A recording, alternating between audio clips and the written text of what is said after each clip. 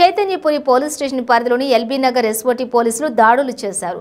Drug India పేరుతో అక్రమ మందుల వ్యాపారం నిర్వహిస్తున్నట్లు గుర్తించిన లేబుల్ లేని డేట్ ఎక్స్పైరీ మందులు నిల్వ చేసినట్లు గుర్తించారు. కోటి రూపాయల నకిలీ మందులు సీజ్ చేసి పోలీసుల దర్యాప్తు చేస్తున్నారు.